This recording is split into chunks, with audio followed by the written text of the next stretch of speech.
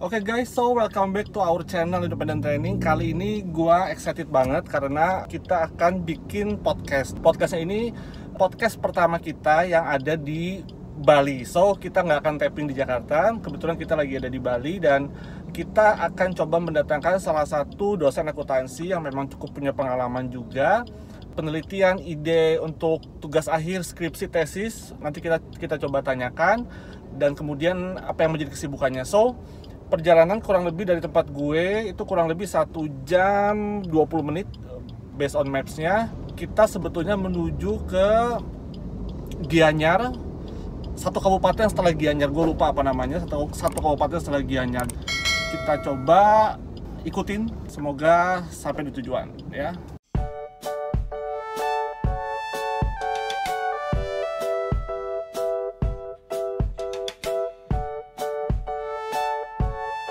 Sampai juga somehow di daerah after Gianyar lah ya. Nah, kita nanti ngobrol sambil jalan guys. Ikutin terus di channel Independent Training.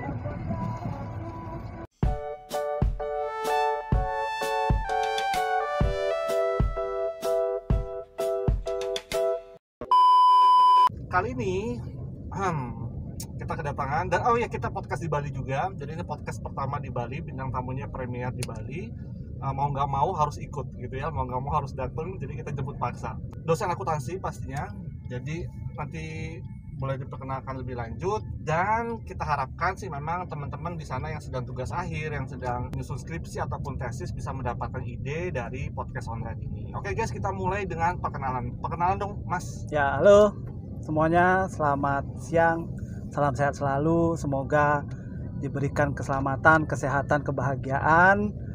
Terima kasih juga kepada Pak Hari yang sudah mengundang saya, memaksa menjemput ya, menjemput sampai depan rumah. Kemudian ya untuk kita bisa sharing-sharing ya, karena udah lama juga nggak ketemu ya, dan juga mungkin bisa memberikan ya sedikit motivasi ya buat teman-teman di sini terkait dengan mungkin bidang saya ya.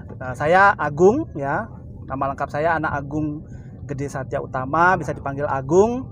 Saya dosen akuntansi di Fakultas Ekonomi dan Bisnis Universitas Airlangga sejak 2005 ya. Nah, dan sekarang ini sudah tahun ketiga saya juga lagi tugas belajar S3 di bidang ilmu akuntansi. Ya, mungkin itu perkenalan singkatnya. Gue panggilnya Mas Agung aja, Agung, karena itu udah panggilan dari dulu. Jadi kita tahu ya guys, kenapa Mas Agung ini ada di Bali, karena beliau memang asli Bali ya Mas? Asli Bali, asli Bali. Akan tetapi rupanya tugasnya di Surabaya. Nah, saat ini sedang tugas belajar S3 akuntansi ya Mas? Ya, aku S3 akuntansi. S3 akuntansi dan sekarang kita jemput untuk on ride. Mas, kesibukan. Jadi kalau sekarang tugas belajar ngajarnya? Kalau untuk ngajar, saya ngajar off ya, memang kalau tugas belajar kan nggak boleh ngajar ya, tapi membantu proses, masih ada bimbingan, masih ada bimbingannya lama-lama sebelum saya kuliah masih ada, kemudian membantu menguji juga, kemudian minta bantuan sebagai reviewer juga, reviewer jurnal ya, reviewer jurnal, conference itu, dan ya sebagai narasumber juga kalau ada yang minta untuk ngasih materi ya, gitu, seperti itu. Narasumber nanti kita bahas guys, karena Mas Agung ini punya expertise tertentu yang menurut saya sih agak tidak mainstream gitu ya. Mas, kalau katakanlah kesibukan, sama yang pasti sedang nyusun disertasi ya Mas? Ya, sekarang lagi sedang nyusun proposal. Proposal? Ya. Masih proposal. Udah berapa tahun nih Mas? Kenapa?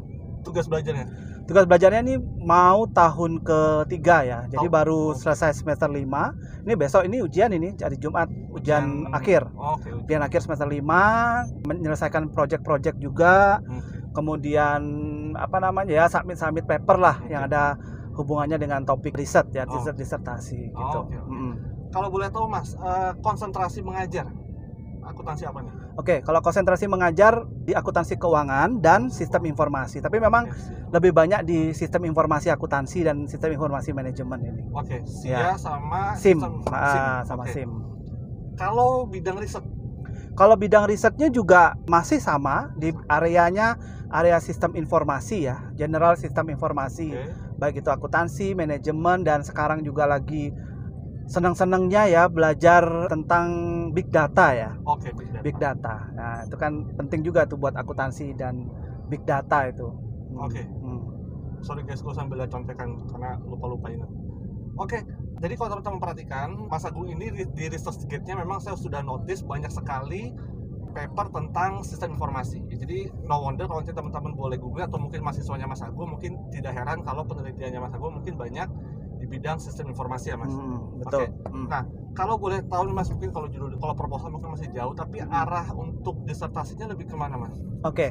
Kalau untuk areanya, karena saya ini lebih concern di qualitative research, ya qualitative research. Memang skopnya itu di area kualitatif, ya area kualitatif. Kemudian saya ingin mencoba mengangkat kearifan lokal yang ada di Bali, yang saya kaitkan dengan nilai-nilai akuntansinya.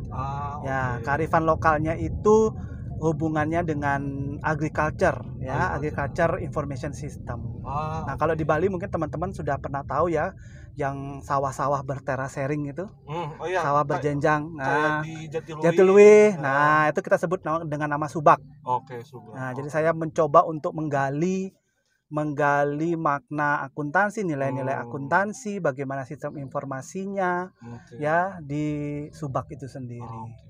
Nah, mudah-mudahan aja sih bisa selesai tepat waktu ya. Itu yang memang cukup berat sih sebenarnya, tapi ya harus dijalani. Ya.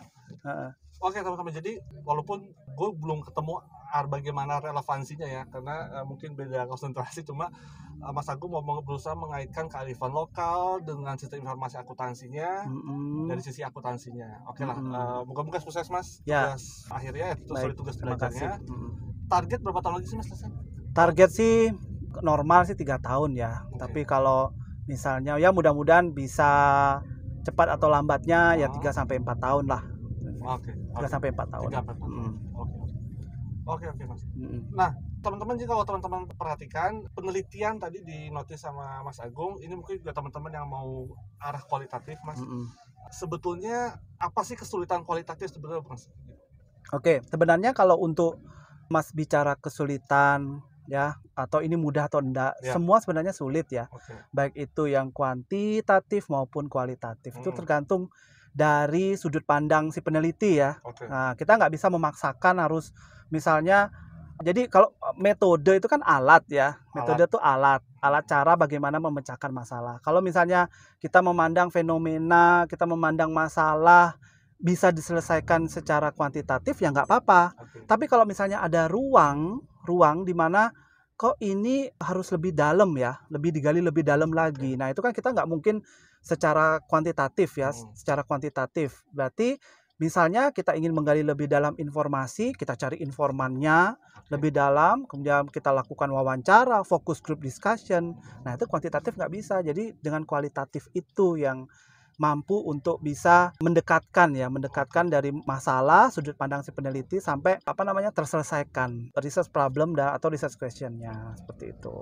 Jadi kualitatif bisa dibilang lebih dalam ya Mas? Lebih dalam sih sebenarnya, lebih dalam. Kuantitatif juga kan, kalau kuantitatif kan yang saya tahu uji statistiknya harus ada robustness test ya. Nah, kualitatif juga sama sebenarnya, bagaimana meningkatkan kualitas riset secara kuantitatif maupun secara kualitatif. Jadi sama ya. Jadi itu tergantung dari si peneliti itu sendiri. Tergantung dari peneliti. Dan tergantung dari kapan deadline-nya ya. Kapan deadline-nya. Ya, itu sebenarnya harus konsisten setiap hari diambil ya. Setiap hari diambil itu dikerjakan. Nah, itu. Diambil tuh dikerjakan. Dikerjakan. Misalnya kalau hari ini ya mungkin paling tidak ada aktivitas yang ada hubungannya dengan tugas akhir. Nah, mungkin kalau misalnya cari jurnal, download, kemudian membaca gitu. Ya, itulah. Itu dia teman-teman. Jadi ini ya teman-teman, kalau saya boleh cerita sedikit, salah satu yang saya appreciate dari Mas Agung adalah bicara konsistensi. Ya, jadi pada saat bicara hasil karya, jujur saya jauh di bawah Mas Agung. Karena satu yang saya notice dari Mas Agung ini orangnya konsisten banget. Ya kalau gue agak pecicilan ngerjain ini ngerjain itu semua dikerjain ya, even sekarang bikin YouTube oke lah ya. Nah, sehingga satu sebetulnya, tapi saya setuju sekali pada saat kita studi memang harus ada minimal 1 hari sekali itu kita harus, even tuh cuma 1 halaman 2 halaman, but ada progresnya. Itu yang paling penting dari penyelesaian tugas saya. Tapi kalau teman-teman sudah terbiasa untuk mendelay kayak hari ini gua nggak ngerjain, besok nggak ngerjain, lama-lama nanti terus bertambah sehingga sudah jadi berminggu-minggu tidak dikerjakan. Ya. Oke. Jadi ya itu dia, kembali lagi butuh konsistensi. Jadi Disiplin waktu. Disiplin waktu. Ya. Disiplin waktu. Mas, ini bicara yang bikin sirik semua dosen. Scopus. Scopus, oke. Scopus. Ya. Ini guys, teman-teman, tiap gue lihat di WhatsApp statusnya, beliau ini suka masuk Scopus lagi gitu kan. Nah, sementara buat kita memang kesulitan masuk Scopus. Mas, gimana sih caranya, atau bikin 3 atau 5 tips deh masuk Scopus gimana, Mas? Oke, kalau Scopus itu kan sudah kewajiban ya, keharusan sebagai seorang dosen. Sebenarnya nggak Scopus saja sih, jurnal internasional yang bereputasi. Setuju. Jadi bukan karena Scopus karena bukan hanya Scopus saja, masih ada Web of Science dan masih ada yang pengindeks yang lain ya. Tapi memang karena kita di Indonesia ya, kiblatnya masih ke Scopus, berarti ya mau nggak mau kita ya tetap harus Scopus ya. Lebih kalau tugas kuliah juga, proyek-proyek kuliah S3 juga mewajibkan ini masuk publikasi Scopus. Tipsnya itu yang pertama adalah, kalau saya ya, selama sepanjang pengalaman saya masuk Scopus, yang pertama itu kolaborasi. Nggak mungkin kita akan bisa nulis sendiri. Kita kolaborasi ya, kolaborasi dengan dosen nasional boleh ya, kolega kita sendiri, atau paling bagus itu dengan kolega luar. Mas, sorry, kalau kolaborasi itu harus udah punya Scopus dulu atau gimana sih? Nggak harus punya Scopus. Ya, masih nol pun kita bisa kolaborasi. Ya, kita bisa kolaborasi. Kolaborasi ini artinya bukan hanya nebeng nama ya, nebeng nama, tapi kita ikut proses. Ya, kita ikut proses, kontribusi. Misalnya, kita sudah ada tema, kemudian misalnya kita sebagai supervisor juga untuk membimbing kita yang di luar misalnya. Kebetulan saya juga beberapa mahasiswa dari Malaysia, dari India, ada itu yang tergabung di Nusantara Project ya. Itu juga kita memeriksa pekerjaannya mereka. Kita ikut, ini ujinya pakai apa, bagaimana cara pembahasan, dan itu tip yang pertama ya, kolaborasi. Tips yang kedua adalah kita kenali artinya topik kita ini cocok ada di jurnal mana. Gitu. Jadi nggak sembarangan jurnal. Nah, kita nggak sembarangan jurnal. Nah, kalau misalnya topik kita di sistem informasi misalnya ya, nah kita carilah jurnal yang tentang kaitannya sistem informasi atau sistem informasi akuntansi. Dan memang kalau ini khusus ya, kalau khusus adik-adik teman-teman yang dari akuntansi, memang kalau untuk ranah non eksata itu memang agak sedikit ya jurnal yang bisa nampung gitu ya. Dan kita juga harus pintar-pintar milih ya, apakah kita mau masuk di jurnal yang memang skupnya di akuntansi, sistem informasi, atau monodisiplin, interdisciplinary atau multidisiplin. Itu bebas, silakan. Nah, itu yang penting kita tahu ini tujuan riset, tujuan paper kita ini mau disubmit kemana, outlet jurnalnya. Ya, termasuk gaya selingkung jurnalnya ya. Gaya selingkung, bukan gaya selingkuh ya. Gaya selingkung. Nah, gaya selingkung itu template jurnalnya itu harus pas. Nah, ya, tip masuk Scopus. Yang ketiga, perlu sih juga ikut workshop-workshopnya, workshop penulisan jurnal yang bagus itu bagaimana. Karena dari situ setidaknya kalau sudah menambah motivasi untuk nulis tuh, tiba-tiba langsung pengen nulis gitu. Lagi kalau tiba-tiba sudah masuk Scopus 1 ya, Scopus 1 masuk, pengen nulis lagi. Seperti itu. 3 ya. 3 ya. Yang keempat masih ada nih. Yang keempat tipsnya adalah tulis aja apapun yang ada di pikiran, tulis aja dulu. Ketika misalnya membaca, gini, gampangannya kalau misalnya ketemu misalnya call for paper bla bla bla, terus international conference yang publication-nya nanti ya dipublish di Scopus. Nah, itu juga jadi peluang sebenarnya. Jadi ada semacam pilihan, kita bisa mau submit sendiri atau lewat conference ya. Nah, itu udah yang keempat ya tipsnya. Dan yang kelima, mungkin ini agak ini ya, kalau biasanya banyak dosen kalau masuk Scopus itu biayanya gede loh, biayanya tinggi loh. Nah, itu tipsnya itu Ada juga banyak ya. Jadi kita ini bukan bicara kalau misalnya kita bayar itu, oh ini jurnalnya nggak bagus. Oh banyak loh jurnal-jurnal Scopus yang bagus-bagus itu justru fee publicationnya tuh bisa sampai $2.000, $3.000 dan itu high indexnya tinggi sekali dan itu biasanya citasinya juga cepet. Nah itu kan yang diinginkan oleh dosen. Cuma ya nggak mungkin kalau dengan biaya tinggi kita submit sendiri ya, tulis sendiri. Kolaborasi itu.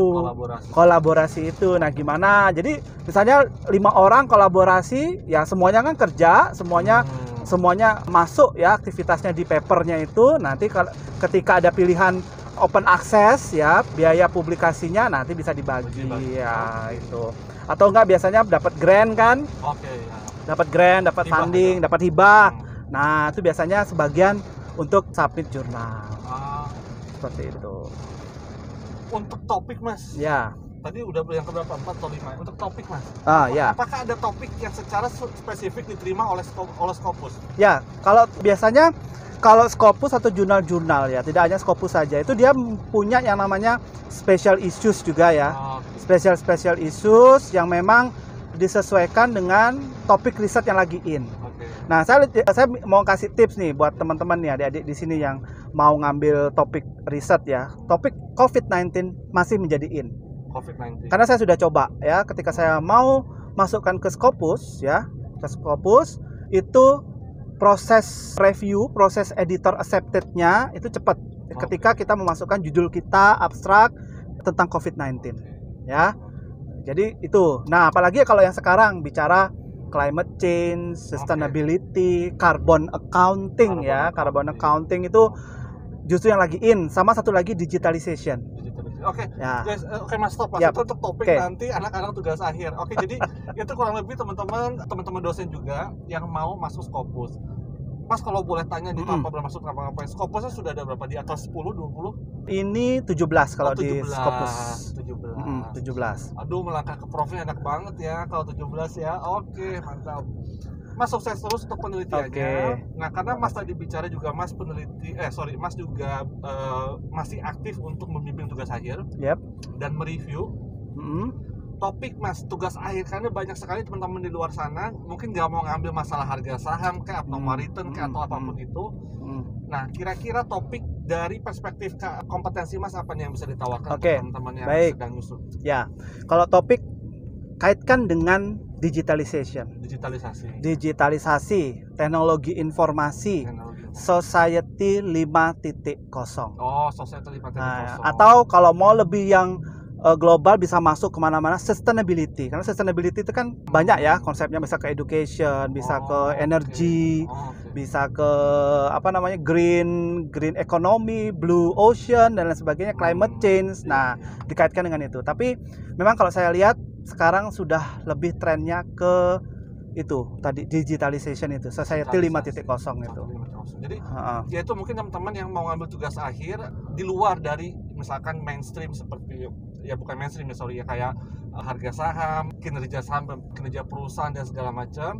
Yang gue sendiri sebagai dosen udah cukup bosen juga dengernya, bisa ngambil digitalisasi, karena sekarang kita juga sudah banyak sekali proses bisnis yang berubah. Betul. Mau tidak mau perusahaan sekarang dipaksa untuk merubah proses bisnisnya untuk lebih banyak digitalisasi. So, ini menjadi kesempatan buat teman-teman yang mau mengambil sampling perusahaan untuk bisa mengangkat tema digitalisasi 5.0, kemudian tadi climate change, karbon juga tadi Mas ya. Karbon. Tentang isu karbon itu lagi in banget itu. Oke.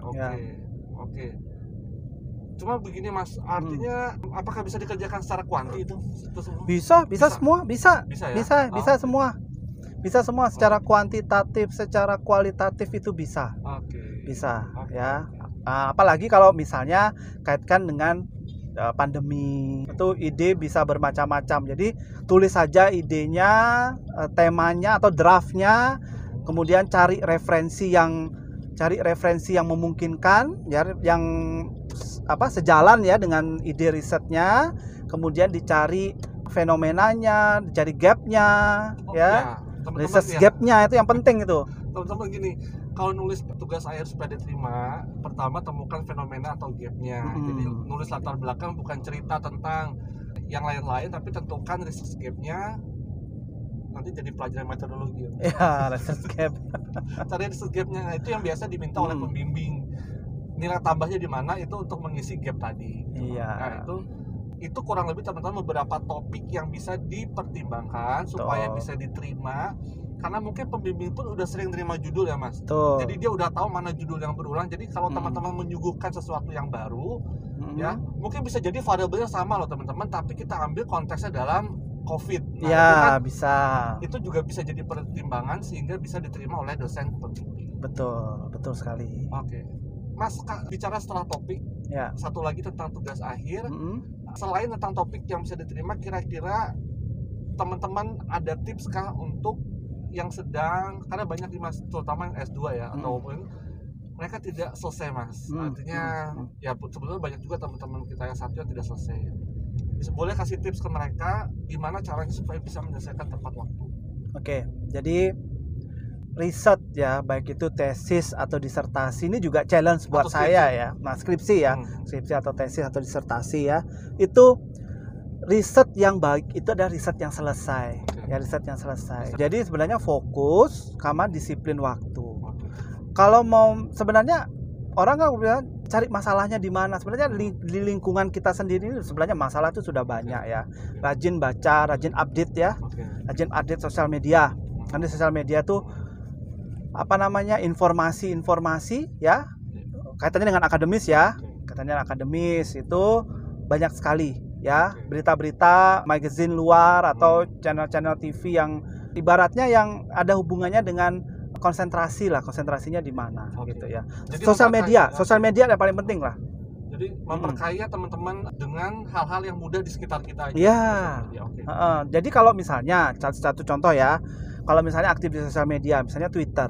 Nah, kalau Twitter saya sarankan sih follow misalnya tentang nuansa akademis ya. Kalau misalnya di accounting ya follow Big Four, kantor akuntan Big Four accounting, Deloitte, ya PwC, KPMG itu di follow. Dapat isu Mas. Dapat isu ya. Atau follow misalnya inventor istilahnya. Kalau inventor istilahnya orang-orang yang berpengaruh di bidang tersebut. Ya, misalnya kalau kasih contoh ya, misalnya di ranah sustainability, misalnya ada Prof Carol Adams ya. Prof Carol Adams kan sudah terkenal itu. Follow, dia ngasih isu, dan biasanya di komentar-komentar atau di tweet yang viral apa itu related, jadi di situ bisa dapat isu gitu. Terus kalau misalnya following kuantitatif method, kualitatif, wah itu banyak sekali itu. Saya dapat banyak ide itu sebenarnya dari sosial media. Jadi sebenarnya itu saja ya, jadi sosial media update, kemudian dari berita-berita didengar itu kan sekarang kan kalau orang udah dalam genggaman semua kan. Nah, isu-isu semuanya sudah dalam genggaman sebenarnya. Itu guys teman-teman kurang lebih ya. Jadi yang pertama memang butuh konsistensi. Yang kedua kita tetap memperkaya diri dengan cara yang enjoy, saya bilang. Kalau kita coba Twitter juga ya kan teman-teman suka bikin fake account nggak sih gitu kan. Artinya ya bikin aja Twitter kemudian ikutin isu-isu yang baru, itu mungkin bisa memperkaya insight kita juga. Sehingga teman-teman juga bisa mempermudah lah ya untuk penyelesaian tugas akhirnya. Seperti itu. Oke teman-teman, itu dia kurang lebih bincang kita sama Mas Agung. Yang boleh saya pikir, satu lagi, Mas Agung ini tadi bicara narasumber ya Mas? Ya. Expertise beliau adalah, salah satunya adalah di Envivo ya Mas ya? Di Envivo. Jadi kita mengenal lah lebih jauh Mas Agung yang ternyata memang kompetensi di kualitatif, penelitiannya di SIM, akuntansi keuangan, tugas akhirnya kurang lebih akuntansi dengan kearifan lokal kaitannya, serta Mas Agung juga expert untuk software Envivo. Begitu. Ya. Jadi teman-teman kira-kira yang mau tanya-tanya, komen aja. Nanti saya sampaikan sama Mas Agung pertanyaannya gitu ya. Mas, untuk closing dong, kira-kira ada pesan nggak buat teman-teman di luar, siapapun itu, mahasiswa atau siapapun itu yang sedang kuliah tugas akhir? Oke, baik. Ini sebenarnya pesan juga buat saya sendiri juga, introspeksi diri juga ya. Jadi sebenarnya konsistensi itu yang penting. Jaga konsistensi, jaga ritme untuk bisa menyelesaikan tugas akhir. Ya, kemudian perbanyak ilmu, bahkan bila perlu belajar di luar bidang ilmu juga perlu sih sebenarnya ya. Kan misalnya contoh saya misalnya di kualitatif sistem, kemudian belajar tentang big data, cari informasi big data itu apa. Nah, di situ juga bisa menambah insight juga ya, bisa memperkaya ide, memperkaya tulisan kita. Dan kemudian yang paling penting sih ya jaga kesehatan, karena kalau tanpa sehat itu nggak bisa kerja juga ya. Oke, iya. Gitu. Mungkin sama disiplin ya, disiplin. Harus disiplin. Oke, itu berarti buat saya juga sih. Ya. Karena saya tidak disiplin. Komit sama diri sendiri. Ini juga challenge nih buat saya juga ya. Ya itu. Buat kita semua Mas, terutama mungkin teman-teman S2 kan mereka juga sambil kerja dan segala macam, tapi itu tidak menjadi excuse ya Mas. Ya. Artinya pada saat pilihan sudah dibuat ya that is betul. Pilihan dan harus dijalani konsekuensi. Dan jangan lupa bertanya ya, kalau nggak ngerti tanya, karena kalau pada saat masa-masa mengerjakan itu kalau dikerjakan sendiri, ruwet sendiri, mumet sendiri, nah tanya teman, just say hello. Mungkin ada teman yang mungkin terlupakan lama, itu just say hello aja, siapa tahu nanti tambah ini, nanya lagi sedang apa dan sebagainya. Nah itu juga bisa nambah motivasi juga ya sebenarnya itu. Ya istilahnya ya jangan stres lah ya, dibikin enjoy sebenarnya, enjoy saja. Kalau misalnya ada step-step, misalnya sekarang mau ngerjakan bab 1 ya bab 1 dikerjakan, diserahkan ke pembimbing, ada revisi dikerjakan lagi. Ya intinya faktor M ya, faktor malas ya. Faktor malas. Ya, kadang-kadang saya juga sih kadang-kadang aduh kok nggak mood ya hari ini. Itu biasa, itu normal itu dalam. Karena kalau misalnya baca-baca di humor untuk akademik itu ya itu sesuatu yang wajar sebenarnya. Tapi gimana kita bisa kendalikan itu, kemudian kembali lagi keep on track kita. Nah itu. Jadi teman-teman yang udah banyak mencari distraction jangan lupa balik lagi gitu. Jangan lupa olahraga juga. Ada jadi jangan yang mau ngerjain bisa sampai pagi sampai malam tuh di komputer ya kan, capek. Ada refreshingnya sedikit lah. Tapi kembali lagi ya, jangan refreshing terus ya. Misalnya teman-teman nih ke Bali, misalnya saya mau ngerjakan skripsi di Bali aja deh seminggu, wah ternyata sampai 1 bulan. Tapi 1 bulan malah nggak selesai juga. Wah itu yang bahaya, yang repot itu ya. Oke. Itu dia, udah Mas? Ya, oke. Itu dia teman-teman closing word dari Mas Agung yang sudah berbagi dengan kita penelitian topik yang saya pikir hari ini kita mendapatkan perspektif berbeda dari tamu-tamu kita sebelumnya ya. Nah, moga-moga teman-teman bermanfaat. Selesai dengan tugas akhirnya buat Mas Agung, Mas sukses dengan tugas belajarnya, selesai tepat waktu. Terima kasih. Kembali beraktivitas mengajar. Karena mungkin mahasiswa juga pada kangen kali. Ya. Kemudian selesai COVID ya Mas, biar kita bisa. Oke, amin. Semoga semuanya kembali normal. Salam buat keluarga besar Mas. Terima kasih banyak. Terima kasih, semoga sukses semuanya. Dan channelnya ini Independent Training lebih jaya lagi, lebih banyak ya subscribe-nya. Oke. Guys, that's all for today. Wrap up. Stay terus di channel Independent Training. Oke.